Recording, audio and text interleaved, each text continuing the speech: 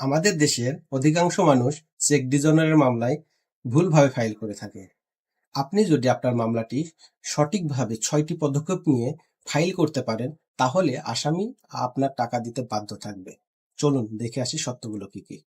প্রথম কন্ডিশন হলো আসামি কোনো দেনা বা দায়ের বিনিময়ে চেকটি ইস্যু করেছেন।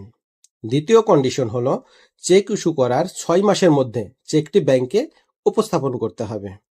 তৃতীয় কন্ডিশন, চেক ব্যাংকে জমা দেওয়ার পর চেকটি ডিজনার হতে হবে। চতুর্থ কন্ডিশন, ব্যাংক থেকে ডিজনার মেমো পাওয়ার পর ৩০ দিনের মধ্যে আইনগত নোটিশ পাঠাতে হবে। পঞ্চম কন্ডিশন, আসামি নোটিশ পাওয়ার পর ৩০ দিনের মধ্যে টাকা না দিলে অপরাধটি সম্পূর্ণ হয়। সর্বশেষ কন্ডিশন, ওই ৩০ দিন শেষে পরবর্তী ৩০ দিনের মধ্যে মামলাটি বিজ্ঞ আদালতে ফাইল করতে হবে। তারপর বিজ্ঞ আইনজীবীকে একটি নিখুঁত কমপ্লেইন পিটিশন তৈরি করতে হবে, যাতে এই বিষয়গুলো থাকা একান্ত প্রয়োজন। চলুন বিষয়গুলো দেখে আসি। ১. অভিযোগকারীর নাম, ঠিকানা ও পেশা আর্জিতে সঠিকভাবে থাকতে হবে। ২. আসামির নাম, ঠিকানা ও পেশা আর্জিতে সঠিকভাবে থাকতে হবে। ৩. লেনদেনের বিবরণ, যেমন দেনা বা দায়ের বিনিময়ের কারণ আর্জিতে উল্লেখ থাকতে হবে। ৪. চেক নম্বর, চেক ইস্যুর তারিখ ও টাকার পরিমাণ আর্জিতে সঠিকভাবে উল্লেখ থাকতে হবে। ৫. ব্যাংকের নাম ও ডিজনারের কারণ, ডিজনারের তারিখ ও স্থান আর্জিতে উল্লেখ থাকতে হবে। ৬. সঠিক নোটিশ প্রেরণের তারিখ, নোটিশ গ্রহণের তারিখ ও মাধ্যম উল্লেখ থাকতে হবে। ৭.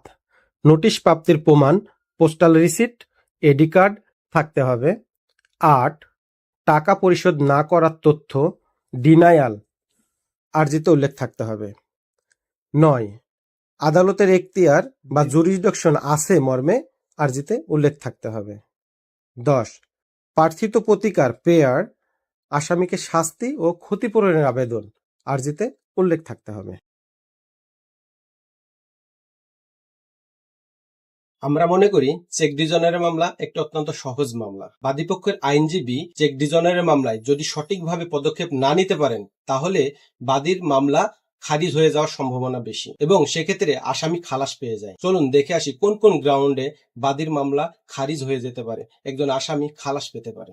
নাম্বার 1, চেকটি কোনো প্রকৃত আইনসম্মত দেনার জন্য ইস্যু করা হয়নি। নাম্বার 2, ইস্যুর তারিখের 6 মাসের মধ্যে চেকটি ব্যাংকে উপস্থাপন করা হয়নি। নাম্বার 3, ব্যাংক কর্তৃক চেকটি আসলে ডিজনার হয়নি। নাম্বার 4, ডিজনার মেমো পাওয়ার 30 দিনের পর আইনি নোটিশ পাঠানো হয়েছে। নাম্বার 5, নোটিশ পাওয়ার 30 দিনের মধ্যে আসামি টাকা পরিশোধ করেছে। নাম্বার 6, নোটিশের সময়সীমা 30 দিন, শেষ হওয়ার 30 দিনের পর মামলা দায়ের করা হয়েছে। আসামিকে অব্যাহতি দেওয়ার আরও অতিরিক্ত কিছু কারণ আছে। নাম্বার 1, চেক বা স্বাক্ষর জাল প্রমাণিত হলে।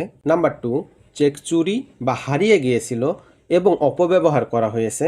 নাম্বার 3, চেকের বিবরণ যেমন চেকের টাকার পরিমাণ ইস্যুকারীর সম্মতি ছাড়া পরিবর্তন করা হয়েছে। নাম্বার 4, চেকটি শুধুমাত্র জামানত বা সিকিউরিটি হিসেবে দেওয়া হয়েছিল, কোনো তাৎক্ষণিক দেনার জন্য নয়।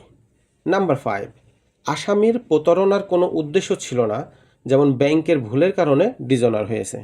নাম্বার 6, উভয় পক্ষ আদালতের বাইরে সমঝোতা বা আপোষ করেছে।